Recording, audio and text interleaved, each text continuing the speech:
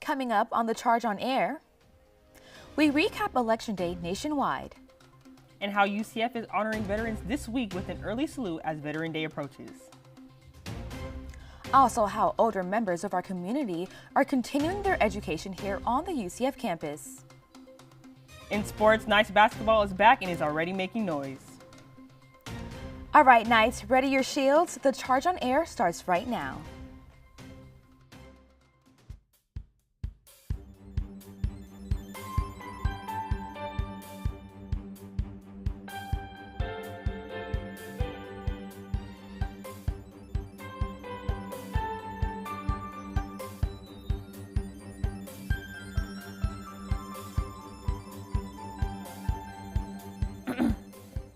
Good afternoon and welcome to The Charge on Air. My name is Bryanna Howard. And I'm Danielle Strong. Today is Friday, November 8th, 2024.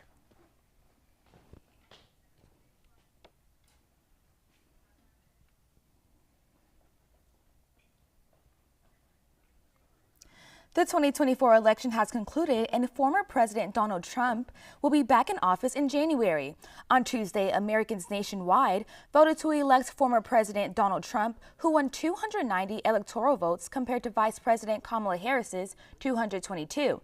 This election also brought a shift in the Senate with a net gain of 3 seats.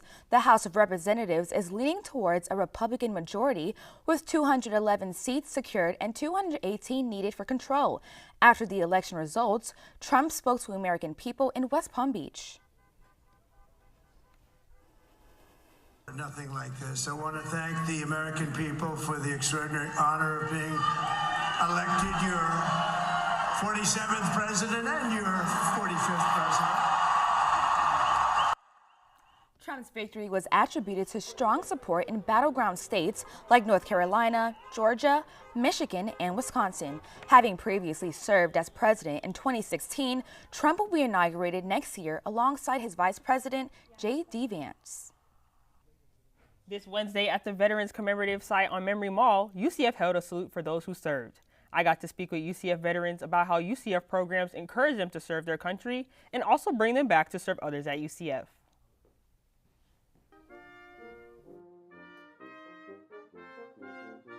On Memory Mall, students and faculty gathered to hear veterans and alumni who have served talk about their experience and sacrifice during their time of service. Many of the speakers have came back to work at UCF's Veteran Services to give back to those who came out of the military. UCF alumni and veteran Wayne Fogel talks about what made him join the Army and how UCF's ROTC program helped his dream to serve become reality. Originally, what made me want to serve was a tradition of service within my family. Most of the men within my family had done a tour of service, and so when I came here to University of Central Florida, I had the opportunity to join the ROTC program, and really that fantastic program helped bolster my dream and desire to serve our country and gave me the opportunity to do so as well. Most of the speakers during the salute are UCF alumni that went on to serve in the military. Students and faculty this morning gathered here in Memory Mall to celebrate veterans across the nation, but they're also celebrating their students. If you look behind me, there are 1,300 flags that represent students who are currently fighting for this country and that have fought for this country. Former service member Alexandria Marcellus, president of the Women's Veteran Association, expresses what this day means to her. I mean, given that serving doesn't stop when you exit the military, we're continuously serving, especially those who decide to dive deep into the veteran community, and it just means giving giving recognition to the vets, all vets. It's not a matter of who deserve recognition, but every single vet who served. It's saying thank you, recognizing them on that day, buying their meals, doing the ceremonies, anything like that, just showing that appreciation because it's a sacrifice going in and it's one that we've all made. Marcella says working at the Women Veteran Association allows her to give back to heroes seeking help and fulfill wherever there is a need. In Orlando, Danielle Strong, The Charge on Air. Veterans Day will take place this upcoming Monday as school will be closed for this observed holiday. A professor at UCF is reforming the way students are taught to treat dementia patients. In the Innovation Center at UCF, Nicole Dawson and her partners have created a treatment framework to provide daily guidance to rehabilitation professionals. This framework, which is titled LEAD, stands for Leveraging Existing Abilities in Dementia. The idea is to focus on what the patient can do instead of trying to fix what they struggle with. After 7 years of hard work and dedication, Dawson was published in the OBM Geriatric Journal. And so that's what leveraging existing abilities in dementia.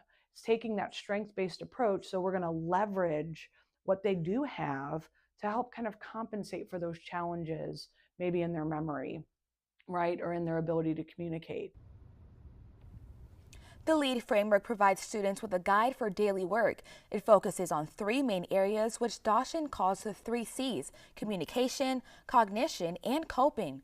Dawson's goal is to reach more patients to further test her framework. For more information on Dawson's work, visit healthprofessionals.ucf.edu. You know, Danielle, the other day I went to go vote. I barely walked a mile and I was already sweating bullets. You know, Bree, I can agree to that. I don't know why it's so hot in November right now, but let's ask our weather anchor, Sophie Diaz, about what the temperature is right now. Well, I hate to be the bearer of bad news, but you guys aren't imagining it. We're actually seeing record high temperatures for this time of year this week. It's 85 degrees right now with almost 70% humidity, so we can keep dressing like it's summer. It's partly sunny skies, so the cloud coverage could help keep the heat off of us while we wait for the cooler temps to roll in. We'll be seeing temperatures in the upper 80s, but good news, it won't be raining. Our rain chances are low through the weekend, but you can keep your fingers crossed as we have a cold front moving through our area at the tail end of next week. Coming up next, school isn't only for young people. Learn how people over 50 are continuing their education here on the UCF campus. Plus, how students are coming together to express themselves through different mediums of art.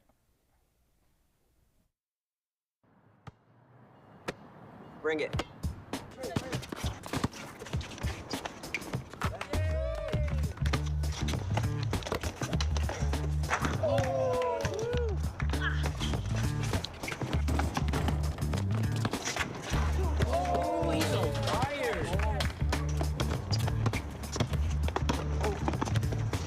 Time out, guys. I'm late to dinner. My mom's gonna kill me. Catch you guys later. Mom wants us home. Okay. Bye, guys. You guys need a ride? Sure. Yeah. All right. How about some one-on-one? I gotta go eat, man. Sorry, I'll see you later.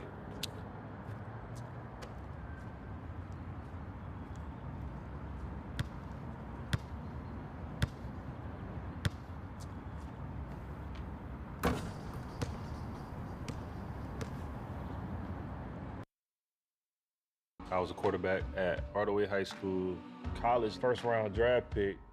On and off the field, we were taught to not show any signs of weakness. During the football season, I would stop eating, but I didn't know I was depressed. I thought that something was wrong with me. For 20 plus years was physical. We didn't have any education behind what mental health was. I started to learn it starts here first. If this is together, I'll be better as a father, as a man, and as a husband. Put the importance on your mental health. I'm not scared to talk about it anymore. The first tool is therapy. The second one is positive self-talk. And then journaling, putting your thoughts on paper. We have to redefine what being a strong man is and heal, love your mind.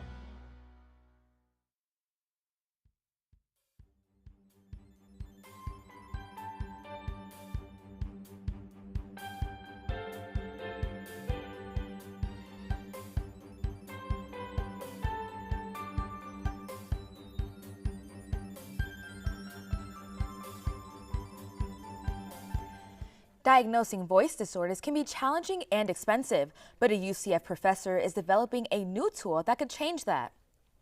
The vortex whistle, created by Professor Shaheen Awan, is designed to help speech pathologists measure airflow from the lungs, a critical factor in diagnosing voice problems. Unlike traditional equipment, which can cost thousands of dollars, the vortex whistle is affordable and easy to use, making it accessible to more clinicians. Professor Awan's research focuses on developing low-cost methods for voice evaluation that can be utilized in various clinical settings. And here's an example. So one of the things that I've done throughout my career has been to try to develop low-cost methods for evaluation of voice that could be used by just about any clinician in any environment.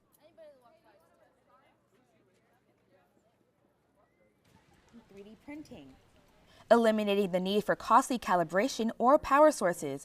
With promising early results, this innovation could lead to better and quicker diagnosis for patients suffering from voice disorders, ultimately improving the quality of their life. UCF's Learning Institute for Elders, also known as LIFE, offers adults 50 and older a chance to learn, connect, and enjoy campus life. Reporter Paolo Pla shares how this unique program is enriching the lives of its members. The Learning Institute for Elders, or LIFE, at UCF started back in 1991.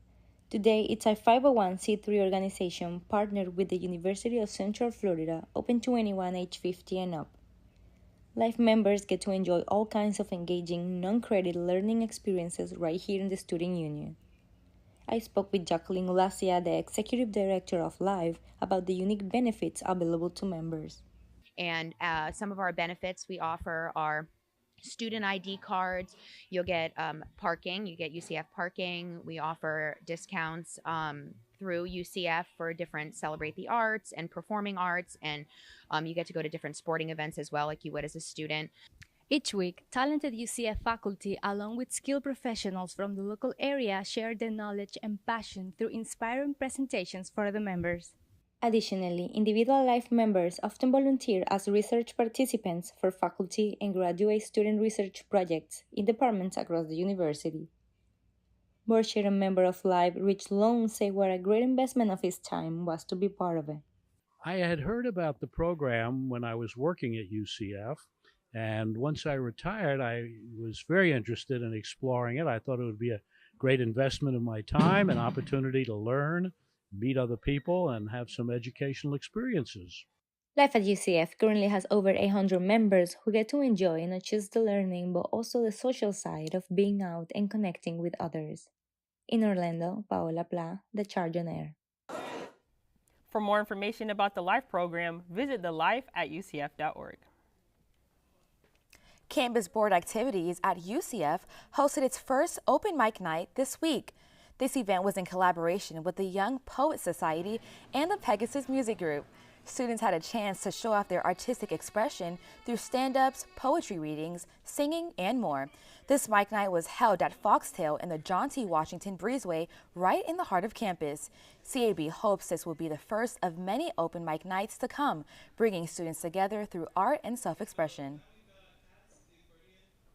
Within the past 24 hours, wildfires have been igniting in New Jersey, New York, and California.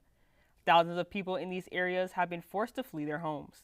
According to the California Department of Forestry and Fire Protection, there has been reports of injured residents and damaged homes.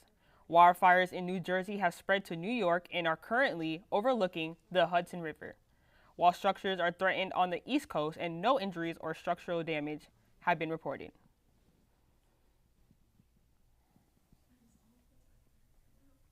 The National Hurricane Center keeps an eye on a system in the Gulf of Mexico. Hurricane Rafael strengthened into a Category 3 storm, but is expected to weaken. Latest models from the NHC show the storm moving further away from the U.S. AccuWeather predicts Rafael will weaken tonight and for the weekend as it moves west in the Gulf. Here in the U.S., we could see some rough seas on the Gulf Coast and the storm tracks west. SpaceX celebrates another successful liftoff from the Space Coast.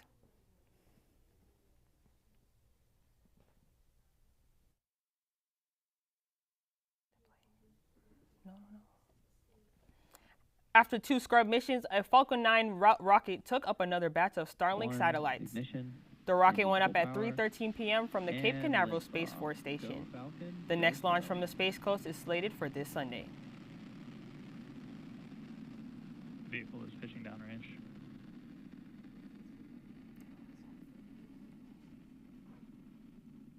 Chamber pressures are nominal.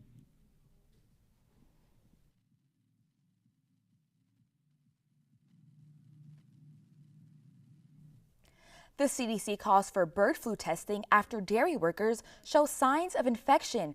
At least 446 cattle herds in 15 states are confirmed to have the virus. Farm workers who have come in contact with infected animals are encouraged to get tested even if they show no symptoms. According to the CDC, public health risk is low, but they're watching carefully for those who are exposed. In a little bit, we'll be right back with our partners over at Embry-Riddle Aeronautical University for an update on the national weather. We'll be right back after the break.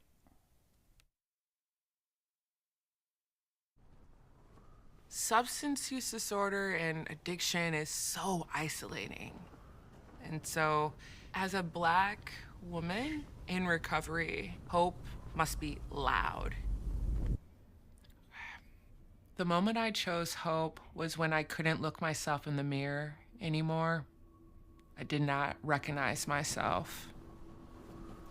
Absolutely. So I'm so proud because I did not think I was gonna make it. And now, you know, I get to call my mom and say I love her. I get to teach my son how to say, Mama, I love you. Yeah. So for me, hope in this moment, it is the thread that lets you know that no matter what happens, you will be okay. Judy, Judy.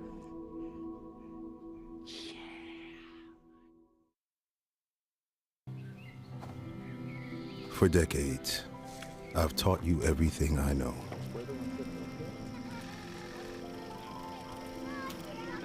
How to safely build a fire. How to control the flames.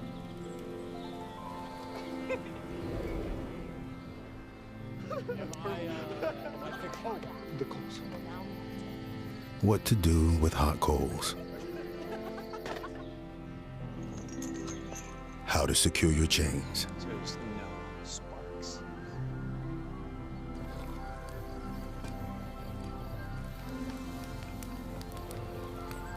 But I can only teach wildfire prevention. Only you can prevent wildfires.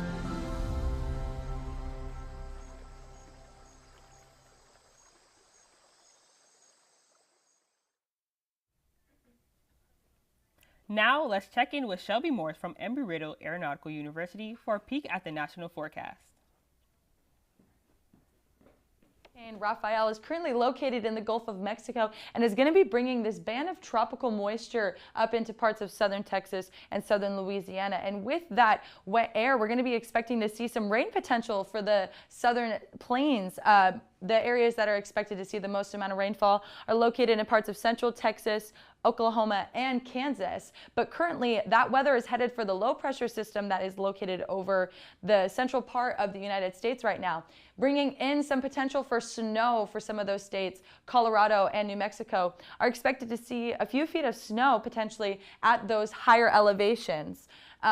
With this low pressure system, right now it's currently located in parts of the central United States, but over the next few days, it's going to dissipate and move up towards the Great Lakes. So those states are going to have the potential to see some rainfall. And then eventually through Sunday, it's going to dissipate and move off the United States. Not much going on for Florida, but back to you at UCF. Thank you, Shelby. Now let's toss it over to our very own weather anchor, Sophie Diaz, who can give us a closer look at our local forecasts.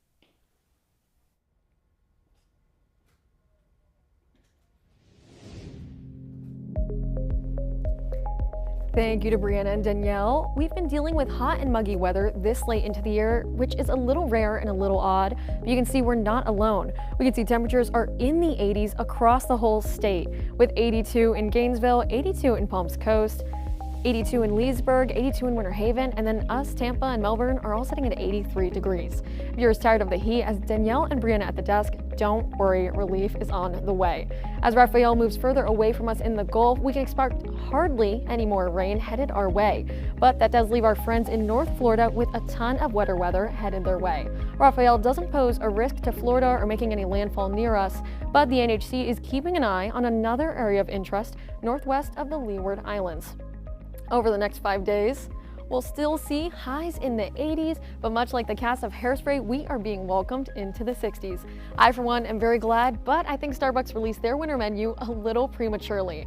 Can't really enjoy a hot sugar cookie almond milk latte just yet. But you can see that cold front I mentioned at the desk earlier as we head towards the end of next week. We can see that we've got a high of 86 tomorrow with a low of 74. Precipitation is low both Saturday and Sunday, but Monday, Tuesday, and Wednesday we can see it's ramping up. Temperatures are still in the 80s, but we can hope that at nightfall, temperatures will take a dip. And that is all the time I have for now. Back to my favorite anchors at the desk. Thank you, Sophie. Coming up in sports, we get a look into the UCF men and women's basketball teams. Plus, how the Orlando women's soccer team is making strides in the playoffs. Stay tuned. We'll have more about sports coming up after the break. I debate all day. It's what I do. But there are some things that are undebatable, like your mental health, my own mental health. I was in a dark place when my brother passed away in a car accident. I've never been more devastated than the day I lost my mom. I was depressed, miserable, in ways I never imagined. I reached out, and my sisters came, my pastor, my therapist. They helped me get through it. I found that the more I spoke up, the healthier my mind became. The chaos that was in me began to subside. I was more focused, clear. When you love your mind, you can go so much further. That's not up for debate. Find mental health resources at loveyourmindtoday.org.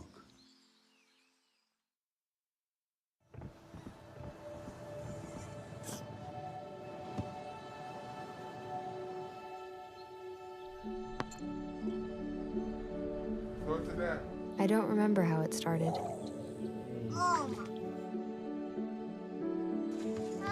Our back and forth. Victory. Fumble. Repeat. It always came back. Dad! Okay, here we go, throw it! Yeah. You probably don't remember what you told me, That was perfect. but I heard every word. Nice.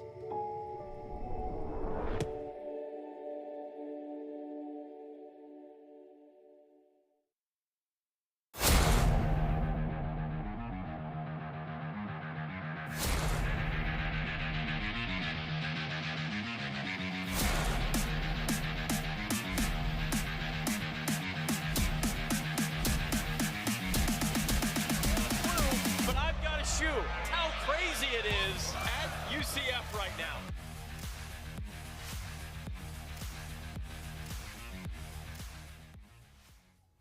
What's going on, Knights? My name is Andrew Montana. And basketball has officially tipped off here at UCF with home openers coming from both the men's and the women's teams. We'll take a look at that as well as what's going on with the Orlando Pride as they have made history in the NWSL. On Monday, the UCF men's basketball team had its home opening game against the number 13 Texas A&M Aggies, or at least they were until we came and, ruined their parade.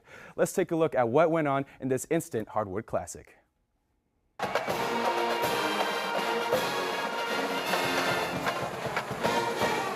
The NCAA basketball season kicked off on Monday for UCF in the Edition Financial Arena. The home opener is always special, but this one posed a challenge from the start. What exactly is the challenge, you might be asking yourself? Defeating the number 13 Texas A&M Aggies. Both teams scored 29 points in the first half, but the second half was where things got interesting. The Aggies pulled away, but the Knights forced a comeback. In the last few minutes, it was huge play after huge play after huge play. As the Knights pulled away with the 61-64 victory, Diaz Johnson was named the game's MVP. Head coach Johnny Dawkins spoke about the impact Johnson's leadership had on the game. You know what? I thought he finished the season out amazing last year, and I think he just carried it over today again to how he was playing at the end of last year, which was really good to see. But he's mature now. He understands our system, and for him to relay that message to the players on the court is hugely important. And I thought he did a really good job of that. As Coach Dawkins alluded to, the point guard's task is to run the offense, which Diaz Johnson has proven time and time again he knows how to do very well. He spoke about the Knights' playmaking ability and how it's turned the offense from a group of 5 players to one cohesive unit. I would say we did a decent job today. We had 13 assists, but just playing together. We have a lot of talent and we have a lot of size and agility. So it's not a one-man show here. We have multiple guys who are capable of making shots and making plays. So we trust one another and we just put the ball in each other's hands. This game was one for the ages as the student section stormed the court when the final buzzer sounded. In Orlando, Andrew Montana, The Charge on Air.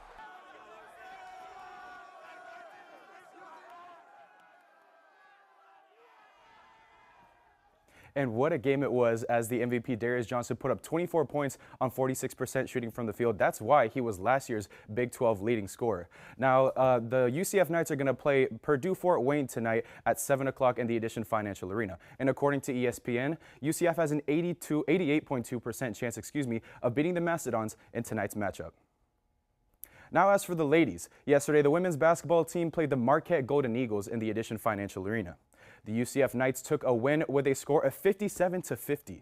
UCF now is riding a 2-game win streak after beating both Iona and Marquette. And by halftime, the Knights had a 5-point lead of 27-22. During the game, there were a lot of interactive activities for the fans to participate in. The team will take on Stetson University for its next game on November 16th at 4 p.m. in the Edition Financial Arena. All fans are encouraged to come out and support the Knights as they continue to look for a strong performance to carry on this stellar season. Now that's all the time we have now for basketball. Let's do one of these around the world, shall we? Magic. Let's take a look at some footy. This week we've got 8 clubs in the NWSL who qualified for the playoffs, including our very own Orlando Pride. The Pride is kicking off its championship run with its first ever home playoff matchup. In partnership with UCF, student government is offering 2 complimentary tickets for The Wall, which is a safe standing section for the fans. The #1 seed made history, breaking records for the most wins and the most points in a single season. UCF student and soccer fan Jovanni Vathiel says it means a lot for an Orlando team to accomplish a feat of this caliber.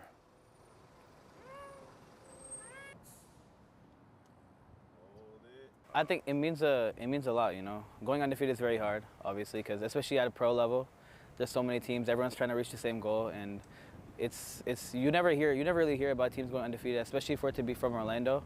It means a lot.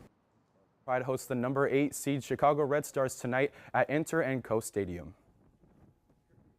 The game will begin at 8 p.m. and fans will be able to enter the gates at 7 p.m. just 1 hour before it starts.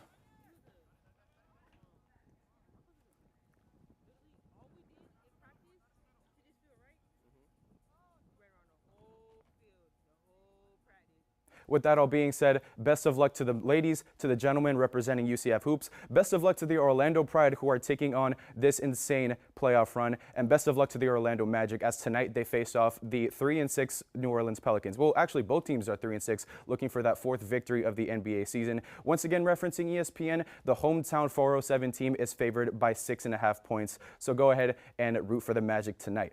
Anyway, that's all the time we have for sports. Back to you, Bryanna and Danielle at the desk. Thank you, Andrew.